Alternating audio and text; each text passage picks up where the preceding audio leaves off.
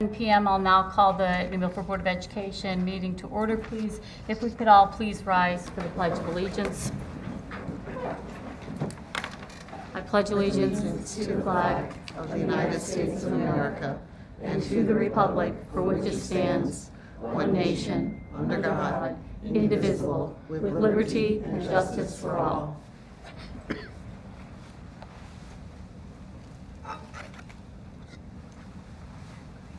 Thank you. You may be seated, and thank you all for coming out this evening. We appreciate you here at our meetings. At this time, good evening.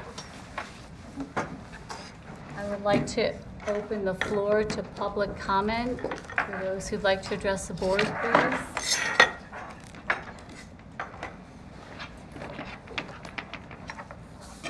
Okay, I'll close public comment at this time. I'm going to turn the portion of this agenda over to Dr. Parlato for the staff recognition piece. Dr. Parlato? Thank you. So we have a very special group of educators with us this evening. And as you can see reflected on our agenda, they are called the Science of Reading Masterclass Team. And so I'll give you a little bit of background, and then Ms. Hollander will also chime in.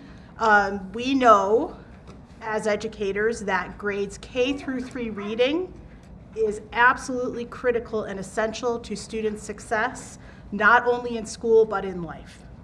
And so we have a team that's put together, and they have been looking at our curriculum, grades K through 5 actually, to see how do we best teach reading in the New Milford Public Schools.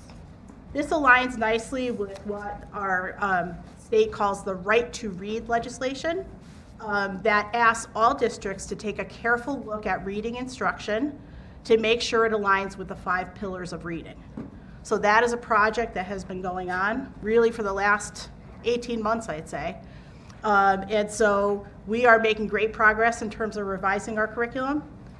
We applied for and were accepted to what is called the Science of Reading Masterclass, and we were in the first cohort that was accepted by the state.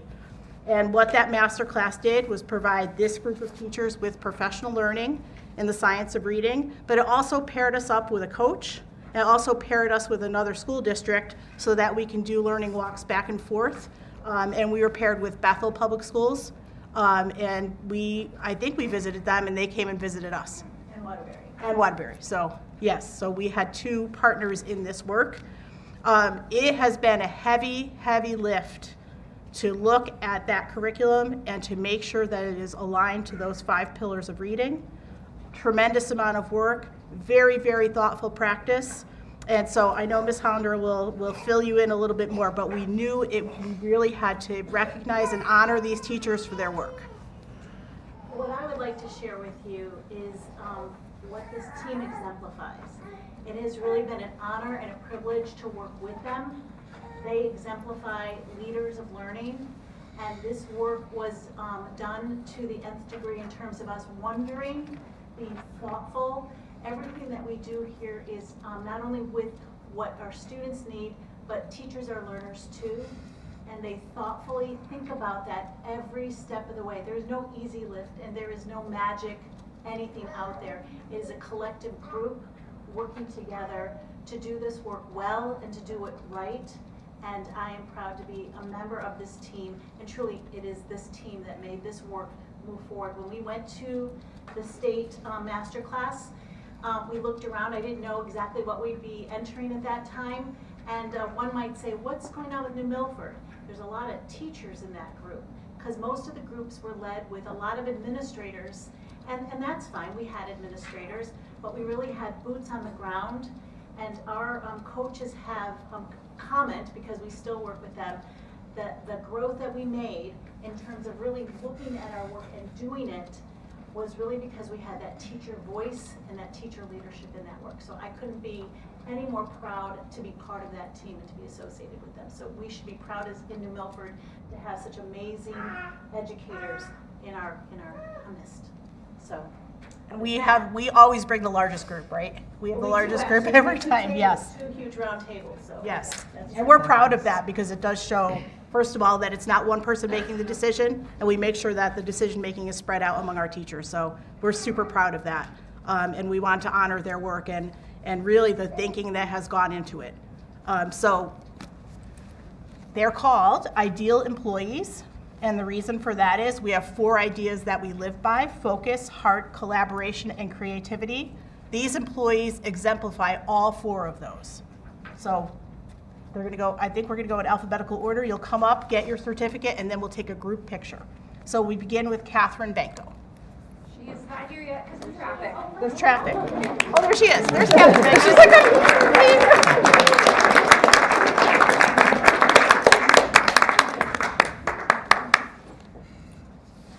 thank you very much. You can stand up here for our group picture. Karen Bosco.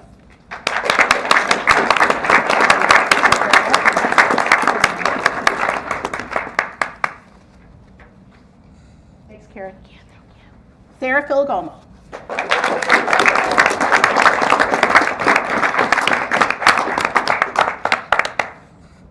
Kelly Harding.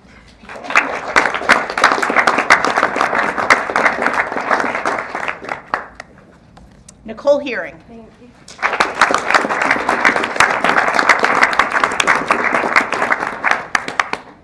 Holly Hollander. Here I am. Michelle Clee.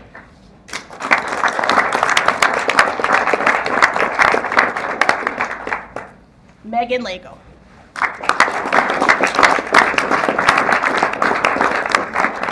Daniel Miller.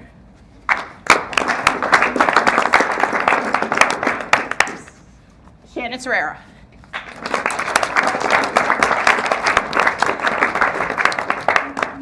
Megan Sylvester.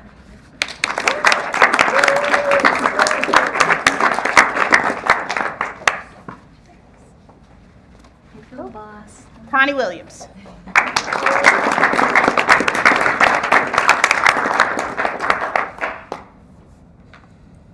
We're not lining up, we're clumping over in. Yeah, we'll clump over the picture. Mrs. McNerney, if you want to get the picture, maybe? You got it. We'll go this way. So to tie a bow on it while we're trying to organize, these staff members really represent the finest of New Milford Public Schools in their effort, in their thinking, in their care. I don't want to be in the middle. Squish in, squish in. You guys to all smush in and. You want to go down? Thank you all. Science of reading. 5 pillars of reading. Ready, everybody? Cheese. Awesome. I got mine. Did you get yours? I did. Okay. Thank you. Congratulations, guys. Good job. Thank you so much for everything. Thank you, thank you, thank you. Thank you. Very nice. You don't have to stay for the whole meeting, although, you know, we always like them. Yeah. Always swim back to town. Thank you very much. Do we have a PTO report this evening? We do. It's actually very short now. Thankfully, we're getting ready for our winter break. Our K through 5 schools all have their school stores where students come in and shop for their family and friends. They usually create a list of up to 10 people that they can shop for, little trinket gifts, but it's a wonderful experience for them to be able to shop for their own Christmas gifts and select for their families, and they love to do it. Our high school is preparing for its first ever Battle of the Bands. We have a Google Form sign up out there right now. The only requirement is that one member of the band at least be a current member at New Milford High School. And that if you want to sign up, that's due by this Friday. And then bands will be notified on the 5th of January if they've been selected to participate. And it happens on the 19th of January. And we're also preparing at the high school our midterm treat bag fundraiser as well. So that's just literally gone out this evening in an email for parents to be able to purchase a little treat bag for their students right before midterm stuff. And that's pretty much it for me, except for happy holidays, everybody. Thank you. Thanks, Megan. Happy Thank you. holidays. And the student representatives report. Good evening. Alright, so first we have Hill and Plain, which our first thing we did was the pajama PJ for the kids, December 8th.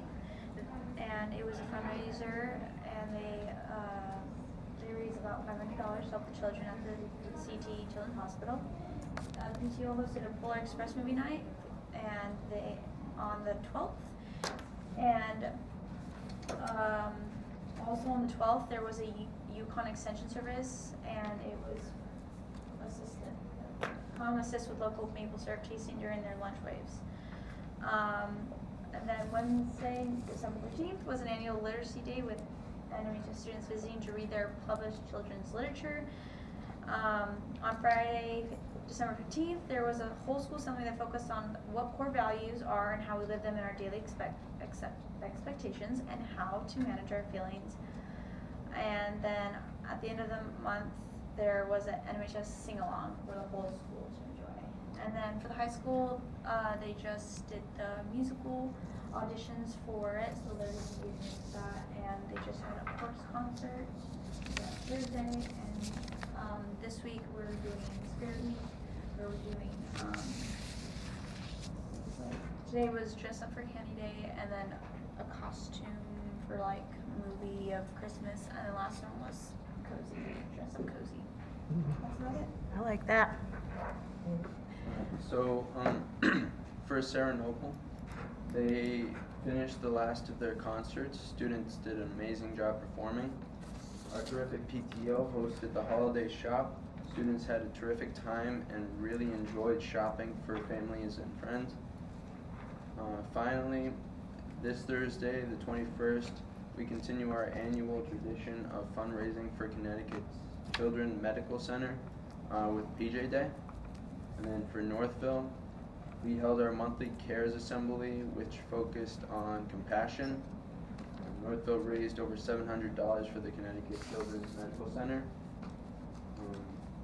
December 14th, our staff worked on department's professional development activities, and our second graders walked over to Schaghticoke to enjoy the show, The Grinch Who Stole Christmas, presented by the students. And then finally, as we end December, we want to wish the Board of Ed and New Milford a lovely holiday break. Thank you. You as well. Thank you. Okay, I'll need a motion, please, to approve the following Board of Education meeting minutes, regular meeting minutes dated November 21st, 2023, please. That was Brian, and that was Leslie as the second. And all those in favor? That's unanimous. Thank you. All righty, and the superintendent's report? Thank you. First of all, the work of our teachers wouldn't really happen as well as it does. I wanted to acknowledge our three administrators in the back, Mrs. Calabrese, Mrs. Gallagher, and Mrs. Herrera. So thank you for supporting the work of the teachers as we move forward with our reading curriculum. So I wanted to make sure I said that out loud. We are rapidly approaching the winter break. We have this Friday off as the first day of the break, and we all return to school in 2024, wow, right, on Tuesday, January 2nd.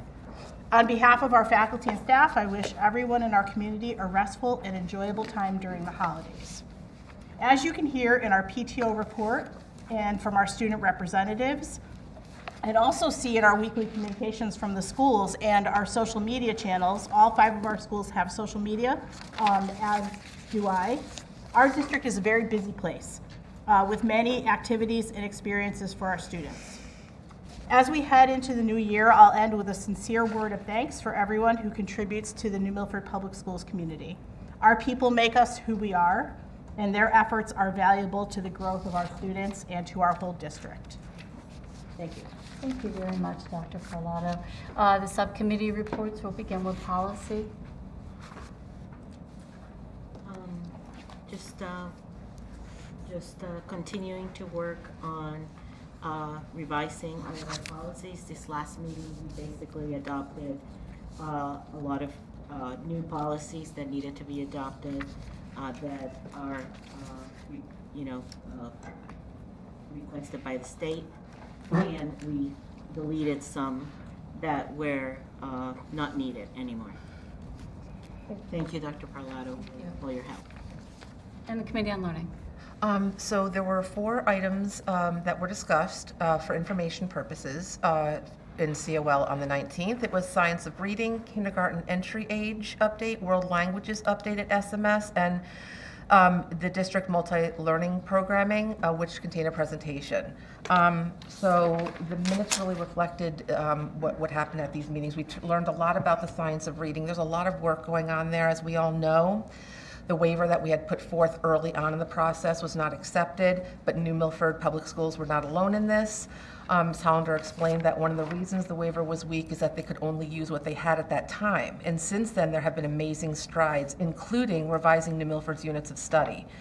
After the district did a review of what was out there and approved, they didn't like the options, so we are trying to repurpose what the district is currently using and expects to have better sense in late winter.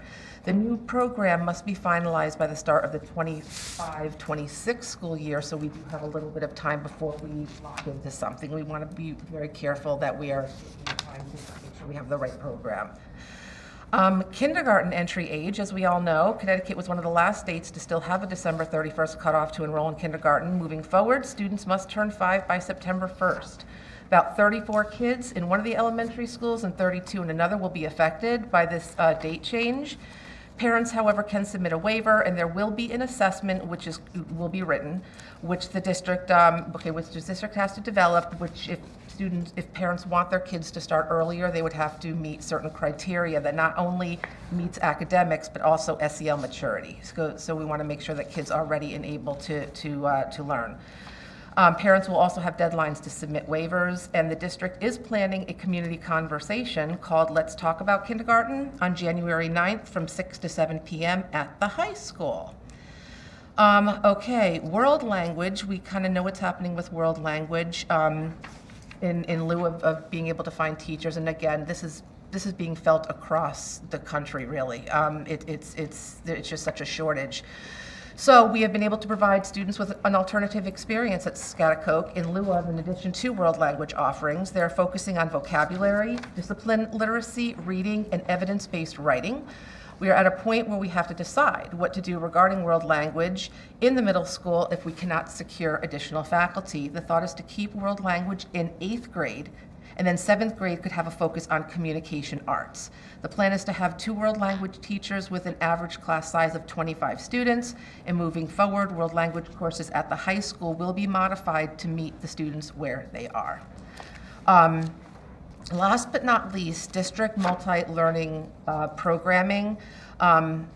The needs of multi-language learners has grown over time, 163% in the last 10 years and 95% increase in the last 5 years. We are looking at trends in MLL enrollment and how many students start in kindergarten and stay, and noted many of them do not stay. The high school has students who are not ready for English, and it's the same that's happening at SMS. The district is doing an audit looking at numbers as to where the students are and employing faculty to help in those areas and knowing what the caseload will be for an MLL teacher.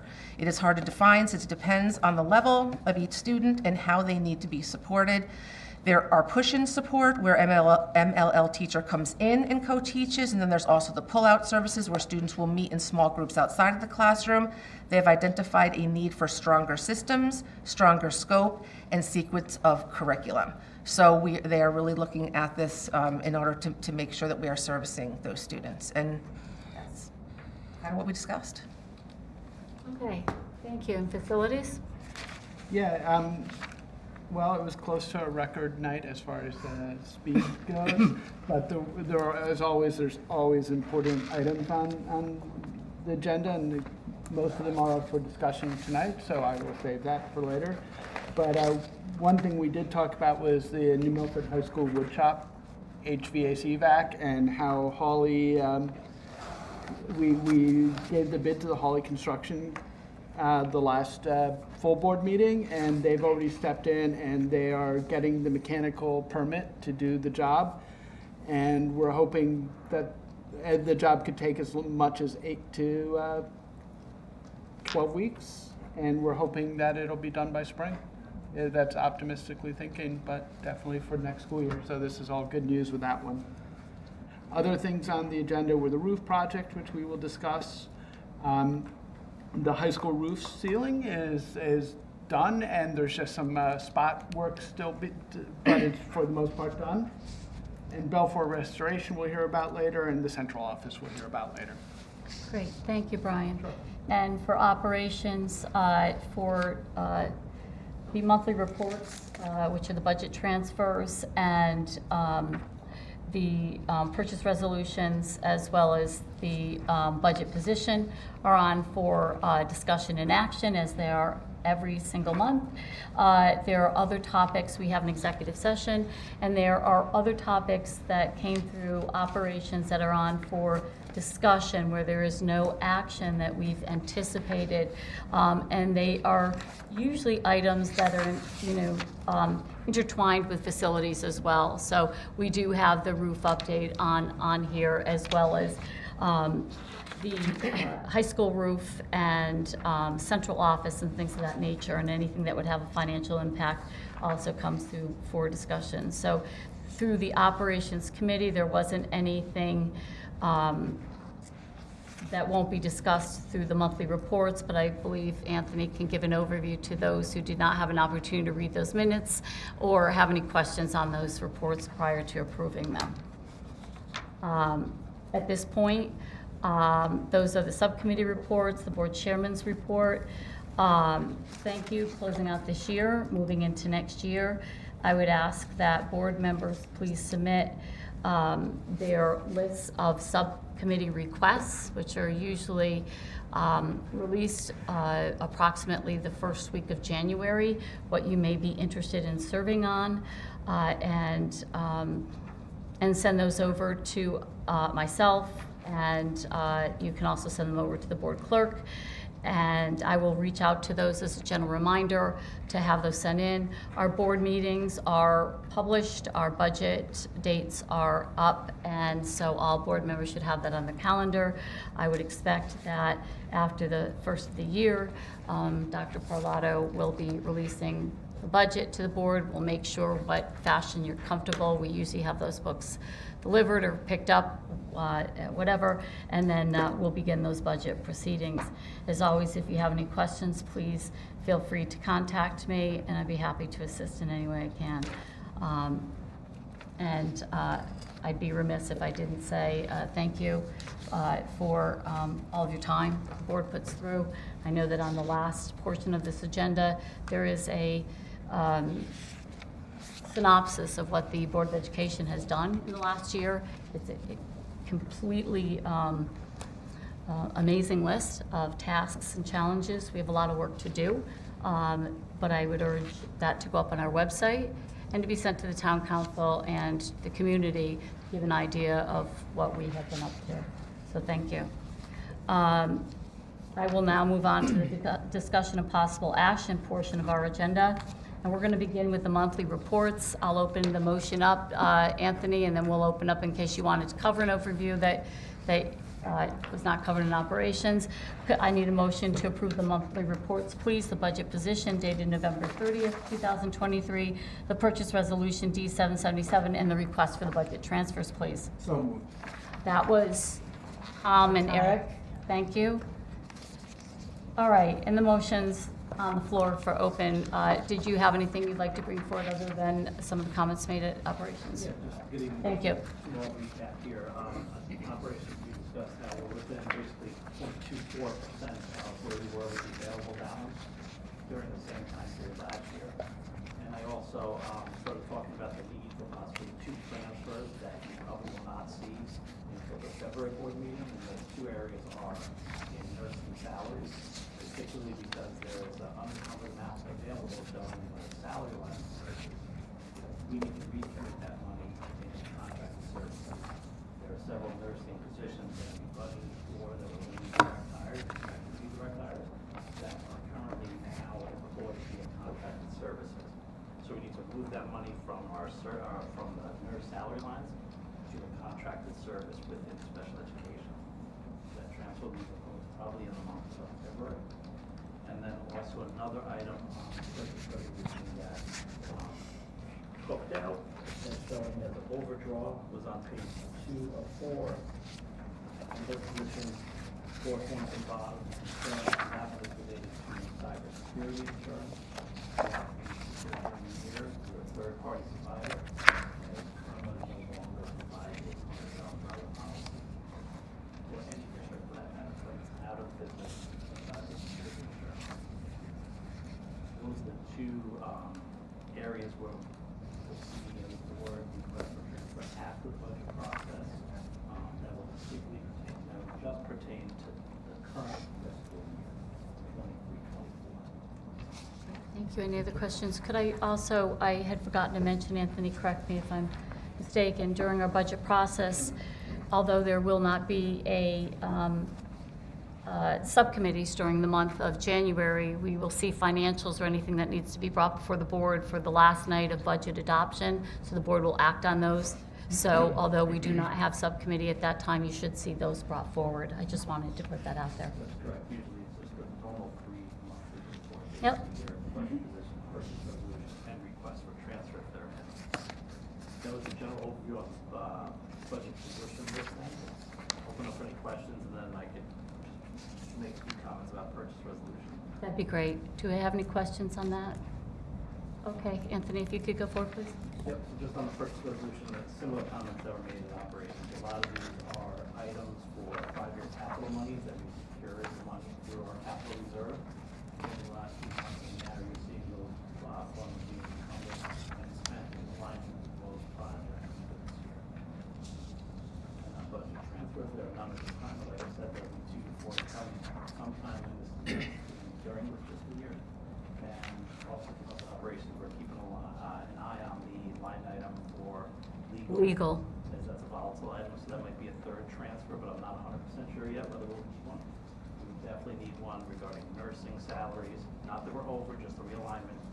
And the insurance is one that we are over for the current fiscal year. Great. And that's all I'm going to report. Questions? All those in favor of the motion? That's unanimous, I believe. All right, policies for first review, please. Any questions? These are first reviews, so no motion is taken. It's if anybody has some thoughts or comments on those, they can always discuss those now or send those over. First review is gifts and grants. Yes, thank you. Okay, and then we'll go on to policies for approval. I'll need a motion to approve the following policies: 1105, non-discrimination, community; 3440, individuals with disabilities, education and fiscal compliance; 3514, code of conduct governing procurements under federal award; 4111.1, non-discrimination personnel; and 42111.1, 5,000 non-discrimination students; and 5165, which are graduation requirements. I'll move that. I need a second. Second. Thank you. Questions on this? I think all the changes have come through the policy committee. Okay, all those in favor? That's unanimous. Alrighty, and policies for deletion. I'll need a motion to delete the following policies, which is 3440 inventories and 3514 equipment. That's Tom and Olga, and if I may, as Olga mentioned with her overview, these policies for deletion are merely cleanup. They're usually captured in another area of our policies. It doesn't mean that we don't have an intent to, or they don't have a relevance. They're captured in other arenas of our policies. And so we've tried to clean that up and make them a little bit more concise. Any questions on those deletions? All those in favor? That's unanimous. Thank you. At this time, I'm going to ask for a motion, please, that the board enter an executive session to review and consider the proposed memorandum of agreement between the New Milford Board of Education and the Milford Secretaries Association regarding a current bookkeeper, payroll position vacancy, and I further move that the board invite to said section Dr. Perlato, Superintendent of Schools, Director of Human Resources, Teresa Kavanaugh, and Director of Fiscal Services, Anthony Giovanni. So moved. Leslie, and who is the second, please? Brian, all right. All those in favor? Thank you very much. It's unanimous. Let me get some water. 7:30. Yep. Got that, Laura? Okay.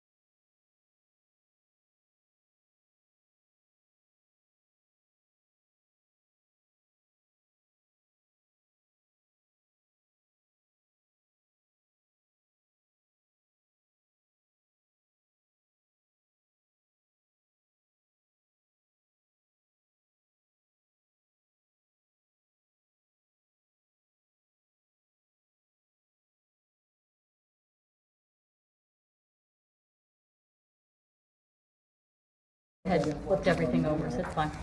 I got it. No, I got it. I got it. Got it. Got it. Got it. Got it. You have the time, Lauren? We're good? Thank you very much. Okay. I'll need a motion, please, that the board execute the proposed memorandum of agreement between the New Milford Board of Education and the New Milford Secretaries Association, and to authorize the chair of the board to sign the memorandum of agreement pending any necessary further legal review. So moved. Brian. And I'm sorry, Eric. Was it Dean or Eric or That was me. Okay. Eric. All those in favor? That's unanimous, thank you. We're now going to move on to the informational portion of our agenda. We don't expect any action on this. This is really just drilling down on some items that the board would like to ask questions on or discuss or make statements on. The regulation updates. There are regulation updates. The board does not approve the regulations, but we do afford the opportunity to ask any questions on those, and they're enclosed. Those also come through policy. Any questions? Okay, we'll move on to the employment report. You have that enclosed. Do we have any questions for Ms. Kavanaugh? I had actually one question. For the coaching staff appointments, the person listed, is that a volunteer because there's no money allocated to that position? It's not a volunteer, it's just a stipend Do you have any idea what that is offhand? Thank you. Any other questions on the employment report? And then, of course, we have the enrollment report up until December 2022. Sure, so we still enjoy relative stability in our enrollment. Not too far off from the projection. Still showing a decline in students and relatively close to what we projected. So. I have a question. Yeah. So what do you think is the reason why our numbers are dropping more than what we expected? Well, when you have a projection, you're never going to be, if it were off by 100, I'd say, well, that's statistically significant. To me, being off by that much isn't that much of a big deal. I mean, is that what you're asking? Are you asking why the numbers are going down in general, or why there's a difference? No, why, I mean, the variance of the projected and the actual. So actually, we lost more than what the projection. That's correct, that's right.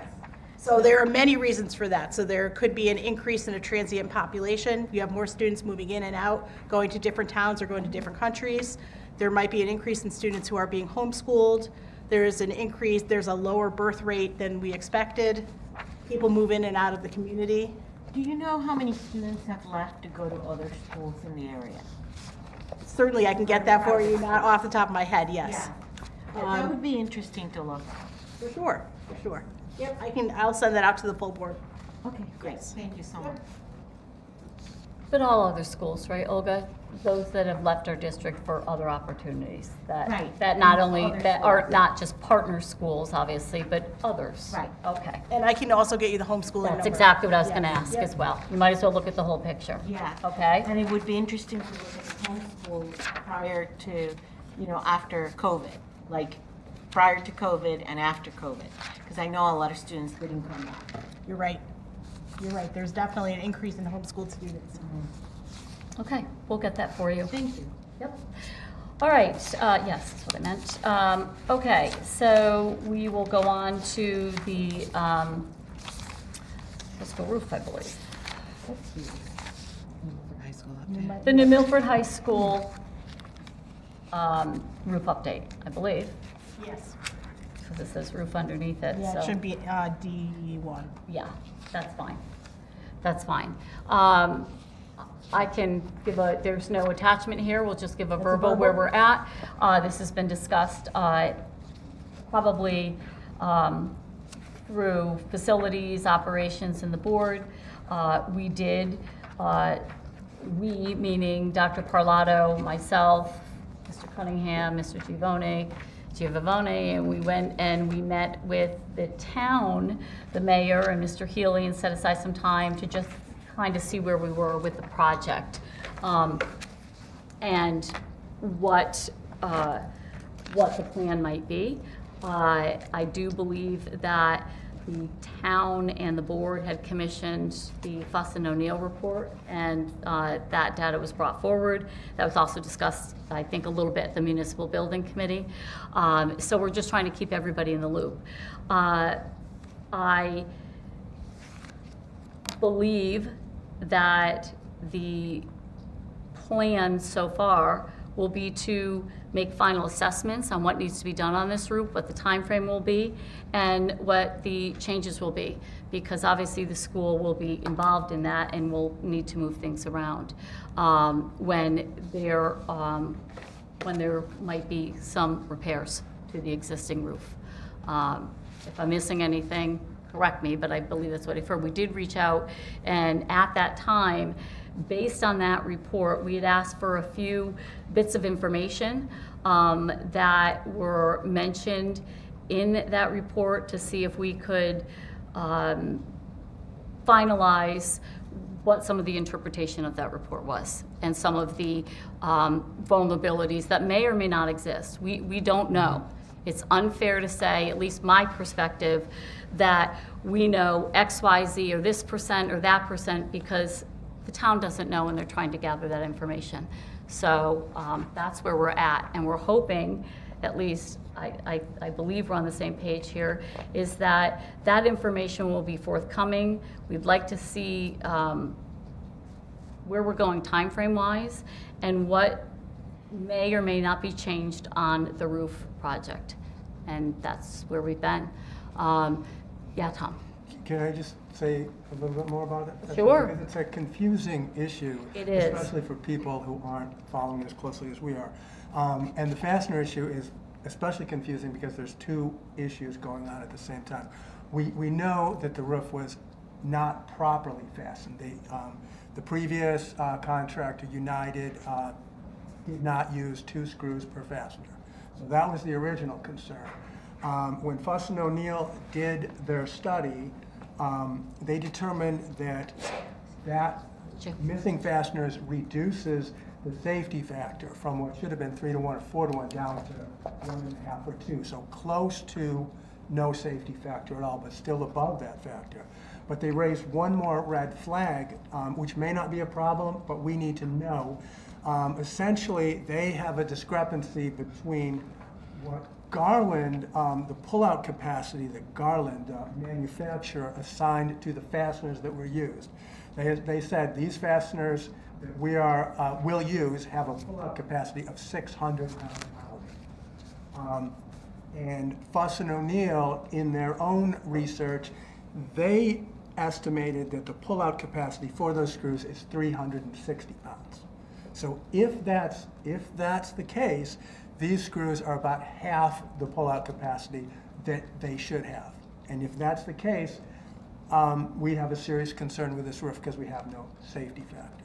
So essentially, we just got to verify that the screws that were used have a pullout capacity of 609 pounds, not 360 pounds. So we're hoping that the documentation can be provided so that we can rest easy that that part is not a problem. To Mr. Cunningham or the chair, does that make sense of what I'm talking about? That was part of the conversation, Yeah. and I believe that all those that have been part of these discussions agree that we need to have that information. We're trying to get that information, and also that supplies a time frame, a timeline of what may and have to be done as well. So I do believe that we have asked, and they are working on it. But I agree with you. I think that having documentation, not only for the board, but for the town, of where we are, of the materials is important. So if we hear anything, we'll pass it along. We've sent emails, and they meaning their team has been responding to try and get that information, because that was mentioned, and it is a concern. I just have a question. Yeah. Forgive me if I'm wrong, but didn't the report say that the roof could withstand 120-mile-an-hour winds? And the way I'm reading it is, yes, if those fasteners have a 609-pound pull-out capacity. Wait, Because Oh, yeah. I don't want the parents to feel like they're unsafe in the building. That's why we just basically want it verified that the screws that were used have a 609-pound pull-out capacity. We're not saying it's dangerous. We're just saying Fuss and O'Neill. Why is it taking so long for them to tell us what screws they use? That's a good question. That's a good That's question. the question. That's a good question. And Olga, to your point, I don't think anybody is aiming to be alarmist. That is not, it's just inappropriate, in my opinion. But I do think that, based on some of that information, that we're kind of both right. Your point of asking, well, why can't we just verify this, seems like a simple one, but it hasn't really been accomplished yet for a variety of reasons, and we're waiting on that material. You're exactly right. That's what that report says, based on the materials that were of spec. Am I wrong, Tom? That's exactly right. I'll read the relevant sentence. But you're right. On page 6. And then Dean, I'll let you go next. What Fuss and O'Neill says is, it should be confirmed that the reported 609-pound capacity of the screws used for this project have been validated by an independent entity such as ICC or FM, the International Code Council. So essentially, they're just saying, make sure that the screws that were used have a 609 That's it. capacity. That's what we want. That's all we want. And we would like it for the town as well. Yes. We want it documented. Years from now, you want to make sure that you have that memorialized rather than a conversation. So that brought out a good point. Thank you. Dean, thank you for your patience. Thank you. By the way, to that point, you definitely want it documented because, God forbid, in an emergency, you don't want to have a bunch of finger pointing. So absolutely get it documented. My question was the number of fasteners. The number of fasteners, do they give you, is it per a certain amount of space? Is it so? And if so, would just increasing the number of fasteners give you an overall increased pull strength? Yes, and I think that's what the town is planning to do. Exactly. So, I mean, our concern is in the time between now and whenever they make the fix that we need to do, we want to make sure that we don't have to worry about the roof.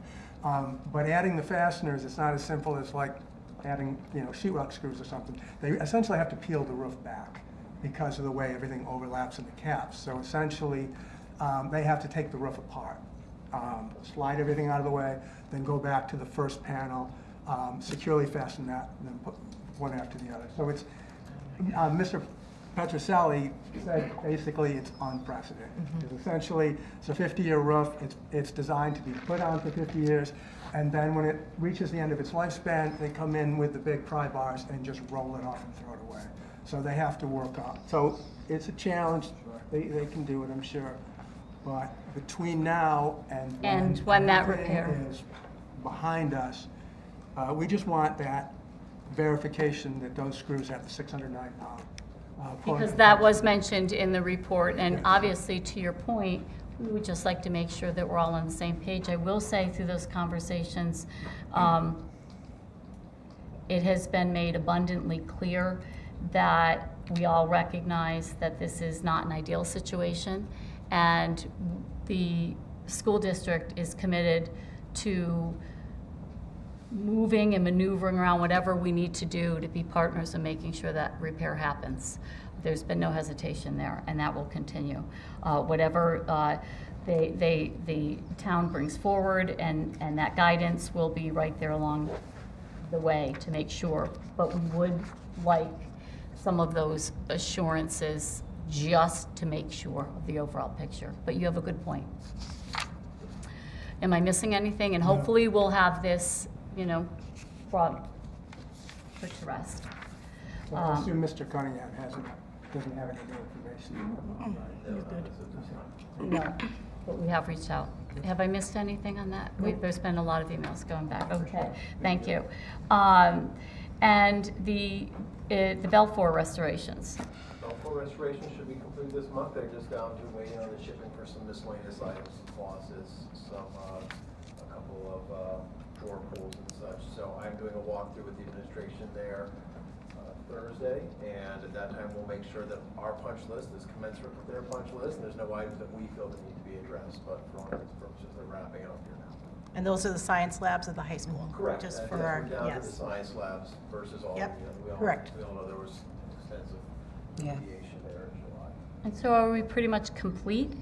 Yes, at that time we would be, because there's no. That's Thank a goodness. great way to start a new year. We have Goodness taken back gracious. some stock that was provided with Bell Boys, carpet squares, ceiling tiles, et cetera. We have in our possession. The container will finally leave the parking lot. And, as I said, as long as we walk through and don't come up with any items that are different from what they have on their punch list, then I think we're going to see a difference. That's good news. Thank you very much. The central office update, I believe the facilities committee, and this is the space program. Is this the portion that we're referring to? Yes. I'll turn it over to Mr. Cunningham, but for those, just to bring everyone up to speed here, as you know, the central office, we're looking to see what the future is of a permanent home, the central office. We were asked by the town to come back with what our needs were, and we did do that. They're enclosed in this packet, which is also enclosed in all of our documents online. This was sent over to the mayor's office. Not quite yet. We want the board to see it first. Right, Yes. but it was it attached to facilities, to the agenda? Yes. Yes, and I did make him aware that it was attached to facilities, in all fairness. It will officially be submitted to him tomorrow. Yes. Exactly, but we'll get, thank Order you. of operation was to Yes. go to the subcommittee, presented to the board, and then in case there was any issues that would go around. And then I would imagine if there's questions, we can set up a time to make sure that those questions are addressed on the town side, because obviously we need to start planning what our needs are. So this is the stage where we're at.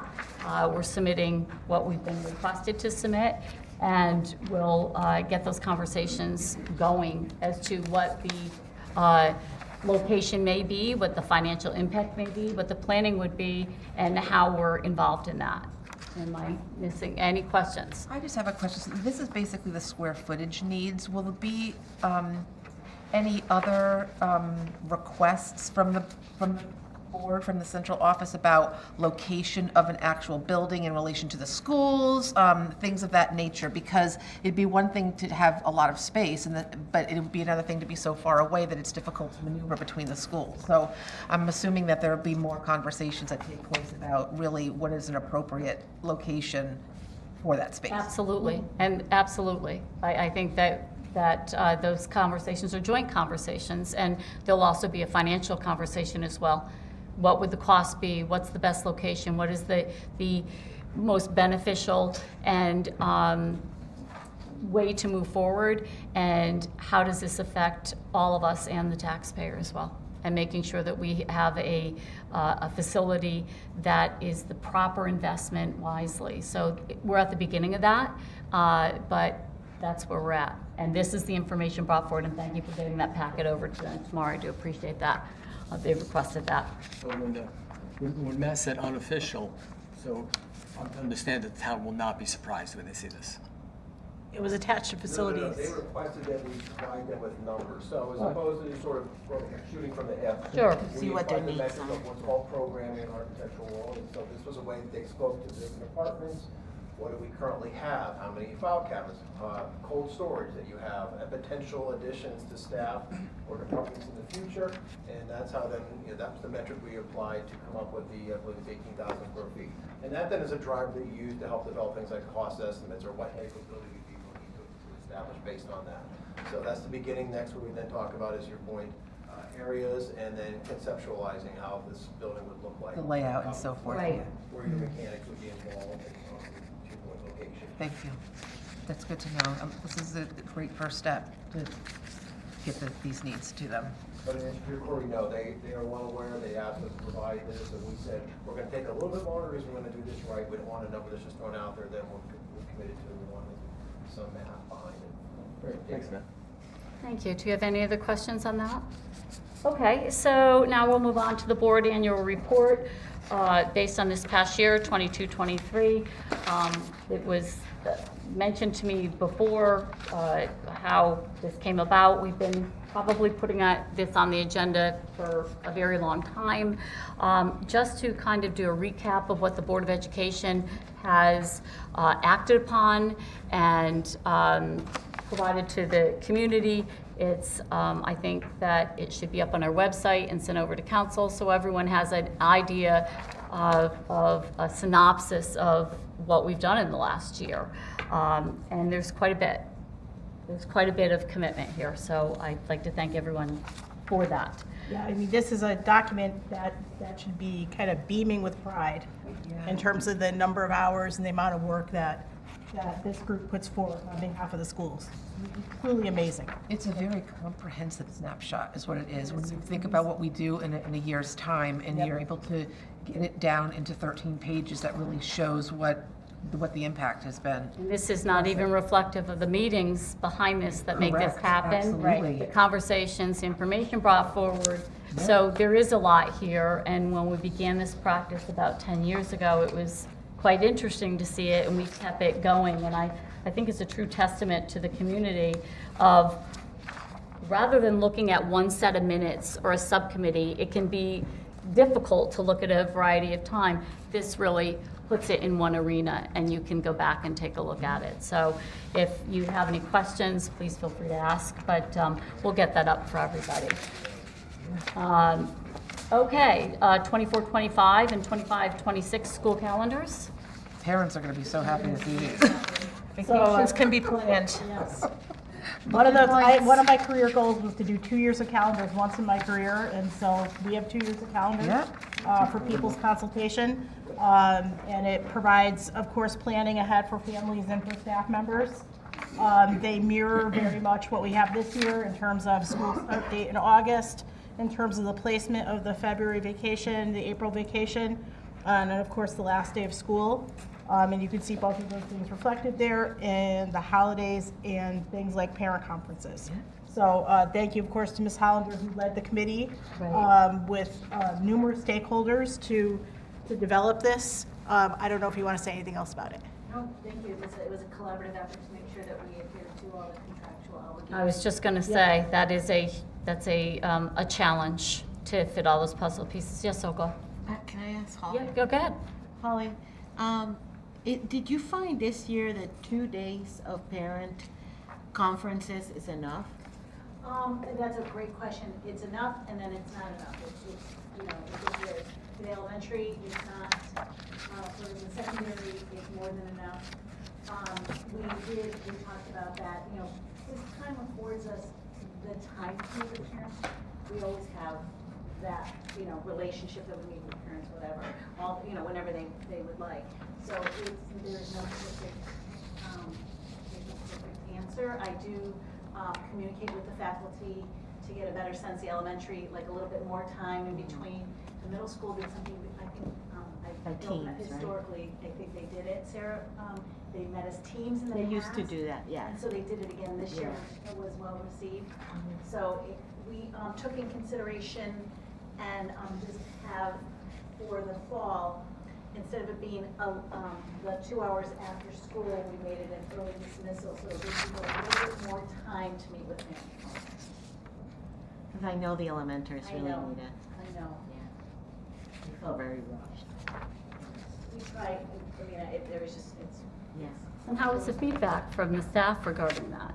You know what, I don't know the students, but that's not necessarily. I did sort of, I talked to people, I think it's just not enough that they want, and we talked about that we would look at that. I just don't know how to Make it, yeah, I know. I think there was teachers on this committee, and we're hoping that the additional time that we build into next year, so it won't be 3:30 to 5:30, it'll be a 1 o'clock early dismissal to that 5:30 time. So there's a little improvement. A little bit. And it's not going to be easy, by the way. Yeah. Yeah. Do we know what percentage of parents actually show up for? That's a great question too. We did look at how many conferences, was that shared with the Was. board? I think it was shared with the board. Yes. Yes. Let's get you that We can get information. that for you. Before Dean was on, but yeah. It varied obviously from elementary to the secondary. but there's a lot. You'd be surprised at the number of conferences we hold. Right, right. We'll make sure we get you that information, send it out to the board. That would be great, that'd be a great refresher. Thank you very much. The field trip report. We're going places and we're doing things, right? You can see they're across schools. There's some nice opportunities for performances for students, particularly that I like to see, to perform for an outside audience. And, you know, things like leadership conferences and going to the DECA state championships, those are all fabulous opportunities for kids. Questions? I agree with you. And gifts and donations. Let's see. Gifts and donations. We received a super generous donation from Yogi Bo of these lap tables, and we are going to use them in grades K through 2, and it allows students to have their Chromebook or their tablet on their lap with a pillow, and it has a bamboo top. And so it allows them to work in small groups or next to each other with a lap desk. And Yogi Bo is a pretty famous company. They make big body pillows and those super cool chairs that people sit in. But they also make lap desks for kids. So they gave us a donation that was split between Hill and Plain and Northville, and we are thrilled to have those items. That's fabulous. That's wonderful. It is, yes. It is. Thank you. And the fundraising report. You can see, Yes. as always, the high school is raising funds because of the number of clubs they have. Right. And of course, our PTOs are always helping and generous in raising funds. So those are all good things for our schools. I'm very appreciative of that. For sure. And the kindergarten entry age update. So we sent out, on Friday, I sent out to all families information about kindergarten entry. Thank you to Ms. Hollander for spearheading this work. And as Mrs. McInerney mentioned, we will have a Let's Talk About Kindergarten night at New Milford High School for people who are interested in learning more about kindergarten. And we will continue to send out the dates if parents will submit a waiver if their child is turning 5 after September 1st. So those dates are, we'll just keep blasting those out so that people are aware of them. Yes. Are you planning to collaborate with other superintendents in the area so that you're all on the same page? So that they don't say, well, Danbury's doing that, well, Brookfield's doing that? Well, one of the challenges of the legislation is that it is locally controlled, right? So do we talk to other school districts? The answer is yes. Ultimately, do we make the decision in our district? Yes. So two things are true. We do collaborate with other school districts. There's a whole email chain about kindergarten and going back and forth about that. But we're all following the legislation. Yep. Yes. We created a Google site, so there's a committee. We created a Google site that will be attached to both the K2 and our web pages, and also our front page that has a little explanation.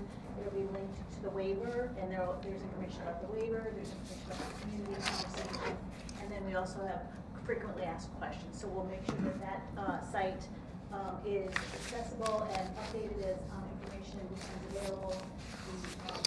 After the waiver is submitted, then we will have a play-based assessment that's developmentally appropriate, and we've worked that out, and we're going to be collaborating with our colleagues from youth services to keep it in a sort of a neutral location and not at the school sites. So we have that worked out as well, and that'll happen in March.